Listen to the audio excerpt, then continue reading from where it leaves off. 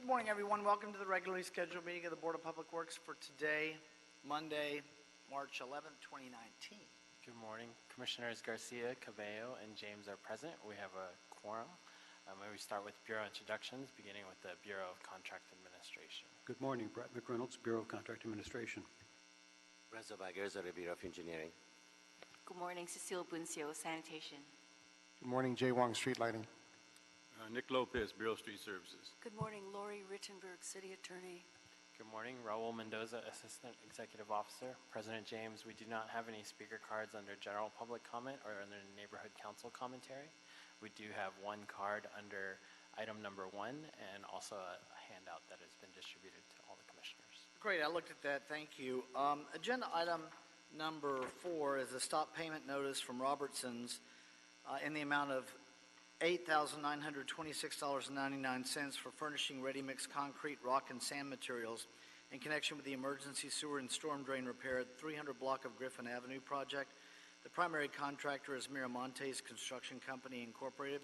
Is there a second to my motion that we receive agenda item number 4 forthwith by Commissioner Cabello? Any objection? Without objection, we will do so. Agenda item number 3 is a stop payment notice. Lead Electric Incorporated in the amount of $249,920.88 for furnishing electrical instrumentation and materials in connection with the asphalt plant number 1 replacement and modernization project. The primary contractor for the project is Papich Construction Company, Incorporated. Is there a second to my motion that we receive agenda item number 3 forthwith by Commissioner Cabello? Commissioner Garcia? I just heard, I didn't see. Commissioner Garcia, any objection? Without objection, we will do so. Agenda item number 2 is a subcontractor substitution from Ford EC Incorporated, recommending that the board concur with the action of Commissioner Davis, approving the request of Ford EC Incorporated for the subcontractor substitution of Lawrence Huvenier with Ford EC, their own forces, for the wood framing, joist, and rough carpentry work in the Los Angeles Fire Department Van Nuys Fire Station number 39 project. Mr. Espindola. Good morning. George Spindola with the Bureau of Contract Administration.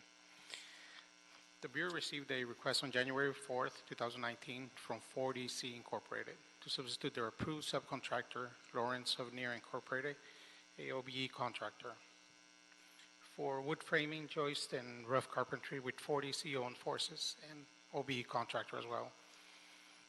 A letter was sent to Lawrence Huvenier Inc. by the Bureau of Contract Administration informing of Ford EC's incorporated intentions to substitute them on this project and notifying Lawrence Huvenier Incorporated that they had 5 business days to submit in writing their objections to the Bureau of Contract Administration. Lawrence Huvenier did not respond to the letter. Lawrence Huvenier Incorporated did communicate with Bureau staff via email informing them that Lawrence Huvenier Incorporated was unable to complete their portion of the work because they cannot furnish the equipment necessary to complete the remaining portion of the work. The Bureau of Contract Administration Office of Contract Compliance verified that Ford EC Incorporated had administered a good faith effort to find another qualified subcontractor. The bid listed amount for Lawrence Huvenier Incorporated was $1,263,965. They have completed $1,052,965, a difference of $211,000. Ford EC will complete the remaining portion of the work for the $211,000. Therefore, this substitution will be at no additional cost to the city. The Bureau concurs with the recommendation of Commissioner Davis to approve the substitution. Any questions on number 2? I don't have any questions.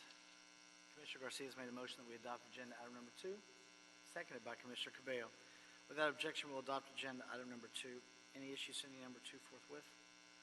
We will send number 2 forthwith. Thank you. Thank you. George. Agenda item number 1. Request to increase the requirement for additional insurance coverage for O'Donnell Oil franchise.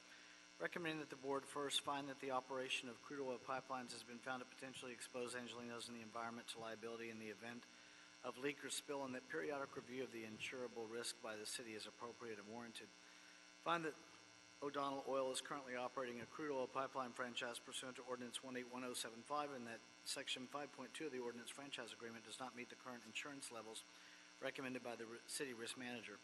Third, find that the levels of the insurance currently required by the city risk manager are necessary to protect the interests of the city, public, and environment, and that O'Donnell shall obtain such insurance to maintain said franchise. And third, request that the executive officer forward a copy of the report to O'Donnell. Mr. Entuck?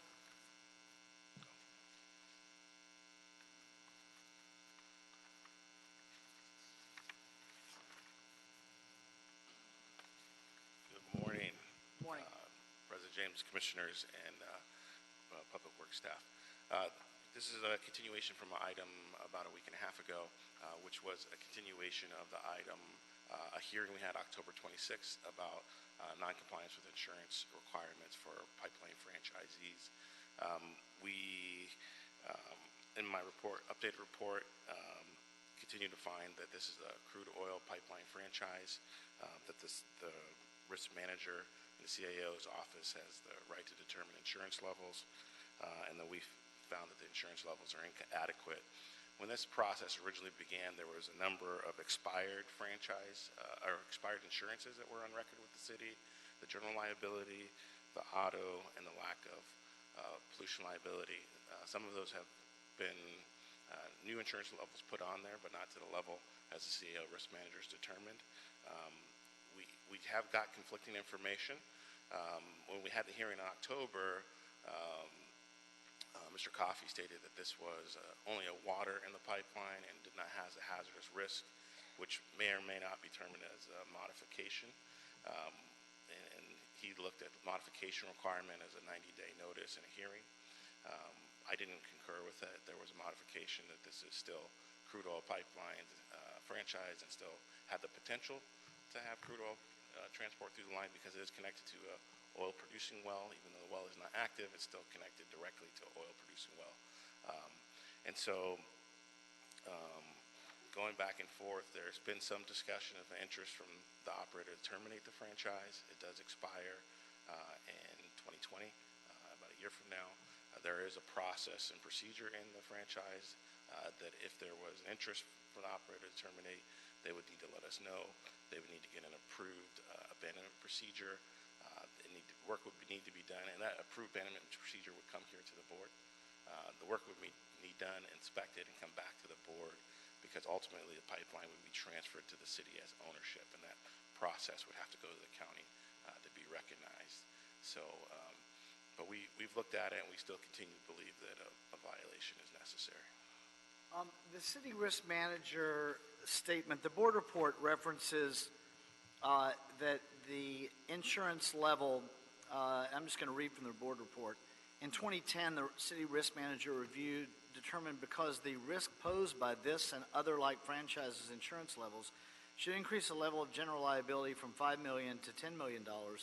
Further, franchisees, including O'Donnell, must provide $25 million in pollution liability sufficient to cover gradual or sudden events. In 2017 and 2018, the city's risk manager reaffirmed these levels of insurance on Form 146, which are attached as transmittals 2 and 3. Is that still the current status of the insurance requirements of the city's risk manager? Yes, that's currently what the most recent version. So, in speaking with the risk manager, the current levels were actually identified in 2010 as what should be required. We did not have authority or oversight of pipeline franchise at that time. It was in the Department of Transportation.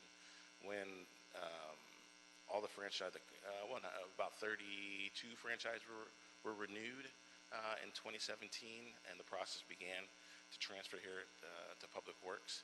That same levels were again confirmed, and that was what was on the Form 146, which the CEO risk manager does for determining insurance levels. And then once we did have the authority transfer here to the Board of Public Works, we requested a confirmation. They confirmed the same levels. So even this is, and this franchise was from 2009. So it's been, things have changed since the original franchise was ratified almost 10 years ago. But that the levels of where it's at is in the same levels from the risk manager's office the last 9 years. Okay, thank you. Any other questions? Mr. Coffey, you have a card.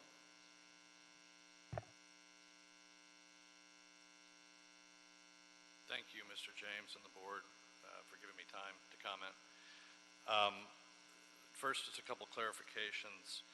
The oil well that was mentioned, it actually is an active oil well, but it is not hooked up to the pipeline at issue. The pipeline is not being used in connection with that oil well and hasn't been for many, many years. If the pipeline would be used in the future, it would be used to carry water separated from the oil that would be produced. But that is not happening currently either. With respect to, and I understood this is a new agenda, there was a reference that this is a continuation of prior proceedings. As I understand procedurally where we are is there were 2 hearings on a notice of violation. That's not the hearing that was continued to today. Today appears to be a new agenda item that's going to deal with whether or not to approve an increase in the insurance requirements per section 5.2 of the franchise agreement, which is what the agenda item describes. And with all due respect, on the presentation submitted, there has been no evidence of any change in operations by O'Donnell that would warrant any kind of change in insurance requirements. They're just simply, that threshold requirement hasn't been shown here.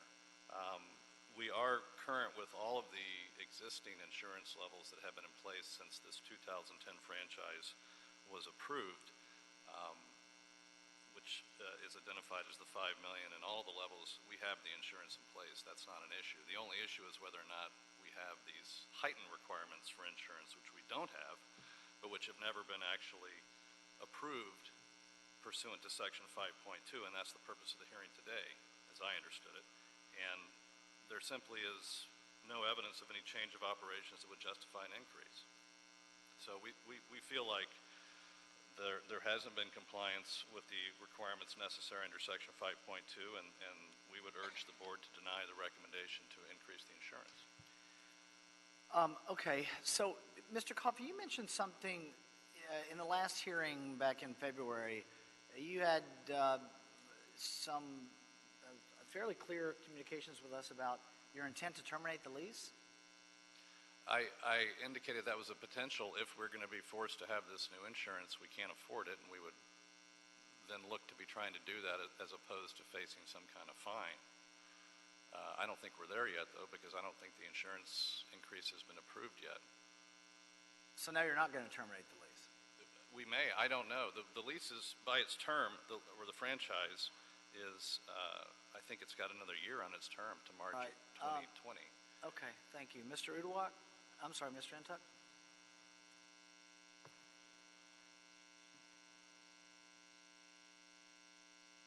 So, Uduak,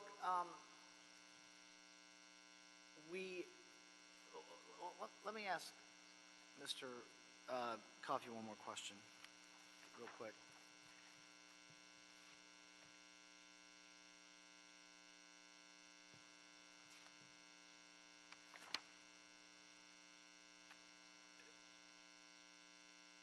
Your letter to date, with yesterday's date, indicates that the agenda does not identify the amount of the increase. Were you not aware of the city risk manager's insurance requirements? I am aware of the requirements that were the basis for the request to fine in the prior 2 hearings. And if that's the same amount, then I'm aware of those amounts. I was pointing out that it wasn't identified. Okay, thank you. Mr. Entuck, Mr. Coffey's now maybe not going to terminate.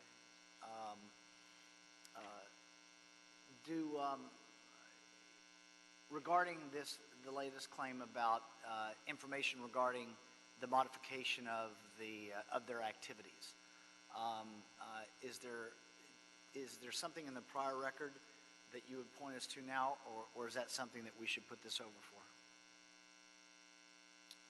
We did request information when they said the activities it was only water and not connected, and we asked for evidence. We were not given any of that. If we want to continue further to get additional information to confirm that, we can. and the insurance levels as they are going to continue. We are in the process of doing new long-term franchise agreements, and the insurance levels may actually go up through that So you've, process. in previous communications with O'Donnell, you've asked for you've asked for information regarding their activities? Well, the claim of we only have water in the pipe is vague, because it could be brine water, which is still considered hazardous. It could be potable water, which is drinkable water, which we do have a different insurance level that's actually lower if it's just water. But we never got clarification of what water is it, what kind of water. Because if it's potable water, it's different insurance, but if it's brine water, that's still considered hazardous material. So that information was never provided, even though we did request it since October of last year. Commissioner Cabello. Thank you, President James. Mr. Ntuk, please remind me, wasn't the issue last time we had this hearing the issue of notification rather than modification? Wasn't that what Mr. Coffey was arguing? Correct, and we did provide at the last hearing the 3 copies of the written notices, plus we've had the hearing in October, and those are included also in this report that notice has been given beyond 90 days. And I mean, you could argue we've already had a couple of hearings about the insurance requirement and knowing what it is and what it's not. Okay, Commissioner Davis. Yeah, I just would like to ask the attorney if, in fact, it can be provided specifically what kind of water it is, particularly if it's a ground pot water, whatever kind of water he said that would be less insurance. Is that possible? Yeah, thank you for allowing me to clarify. And to clarify, there hasn't been any operation of the line, water or otherwise, that's been in effect for several years prior to this up until today. So in that sense, I think my point was there have been no evidence of a change of our operations that would justify the increase. In terms of a potential future use of this line, should it be put into operation, it would be to transfer water that is water byproduct of crude oil production. When you separate the oil that's produced from the water that's produced, and the water would be the source of the water. But what kind of water would it be again? Well, it's not potable water, meaning it's not drinkable water. Which I think is what he was referring to. So if it's not drinkable water, then in fact it incurs the kind of insurance that is a little more costly then, correct? I don't know. It's salt water. It's salt water, basically. Is that correct? Not right. If it's not potable water. So then, apparently, attorney, it is water, based upon your testimony, that does require a higher insurance level, as you're aware of that. It's brine water. I don't know what the insurance requires. He's indicating it does, but my point is it hasn't been operating even to transmit or transport brine water. So you're suggesting that because it hasn't been operated that we should be assessed accordingly in terms of the kind of water it is? I'm saying that the term of the franchise agreement only allows an increase in insurance if there's been a change in operations that have taken place, and that hasn't happened. So I'd like for Mr. Ntuk to speak to that fact. We're kind of going back and forth here, and then some additional clarifications have been given. If the oil well is not connected to the pipeline anymore, I would think that's a change of operations. Under city municipal law, you can only transport crude oil by pipeline. So if there's another pipeline that it's going through or connected to, that should be covered under the franchise and meet the same insurance requirements. The information in the schematics was given to us by the operator, has the line connected to an oil well, to a tank. And the brine water is, it's when you have a producing oil well, you have oil, you have water, gas, and dirt. That water is called brine water or salt water, but it has oil products in it. This pipeline is regulated by the Office of State Fire Marshal, which only regulates pipelines that have hazardous materials. So whether we call it brine water or produced water, it still can have oil contaminants in it, and if it were to leak, they would be treated the same way as an oil spill as far as response and insurance and cleanup requirements. It seems to me that he's alleging that in terms of the operation, that in fact it is not operating in the same standard of operation that it has in the past, therefore suggesting that because it's not operating at the same level, that therefore they should not be assessed accordingly, seemingly is his testimony. And I don't know how relevant that is in terms of our practice. For our franchises, it's irrelevant if it's active or inactive, or you have it turned on today or turned off tomorrow.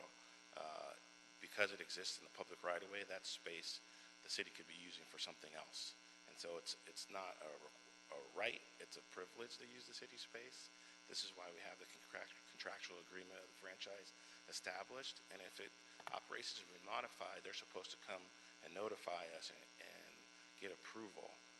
And there's only one way to you're only supposed to have oil leave through a pipeline. So if there's now a new pipeline connected to that well, and it's active, as he said now, then that's a modification of the operations. So in fact, the attorney and the council and the organization did not indicate to us in any report that in fact there was a change of operation from the standard operation they've had in the past. And they would have the responsibility to notify us if in fact it was what they said that it is in their testimony, correct? You would have had to have some report to say that they're not operating at the same standard that they are or should be or expected to be operating. Well, at the October 26th hearing, that's exactly what he said. But we've not got any documented evidence beyond what was stated in October. So it looks like they've had some misunderstanding and in fact should move forward in compliance. And I guess given your testimony, understanding his intent would be important as we move forward. So just so I'm clear, Mr. Entuck,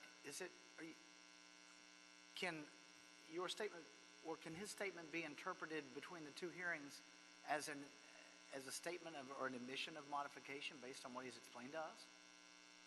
I think so. We've gotten changing story here as we keep continuing. So he said October, said it now, it's not connected. I think we can interpret it that way. Yeah. Okay. I agree. I'll make a motion that we adopt agenda item number 1, seconded by Commissioner Cabello. Any objection? Without objection, we'll adopt agenda item number 1. Any issue sending number 1 forthwith? We'll send number 1 forthwith. Thank you. Just make a statement for the record. Go ahead. Okay, because it's On information, but go ahead. my position has been completely misconstrued. There's never been a change in operation because there has been no operation. I've been clear about that from the start. I was describing if it would be used in the future. If it's been be used for water. misconstrued, Mr. Coffey, that's, with all due respect, I think that you've been quite the participant in that. You played games with us from the beginning with the notice issue, and now we're moving on from that, and I sense it now on this modification issue. So we made our ruling, and you can deal with it through your appellate process. All right. All right, thank you. Mr. Mendoza, have we cleared the desk? The minutes, though. Okay. We have minutes from the meeting of Monday, February 4th, 2019. Commissioner Cabello has made a motion that we adopt adopt the meeting minutes, seconded by Commissioner Davis. Any objection? Without objection, that'll be the order on the meeting minutes, and we are adjourned.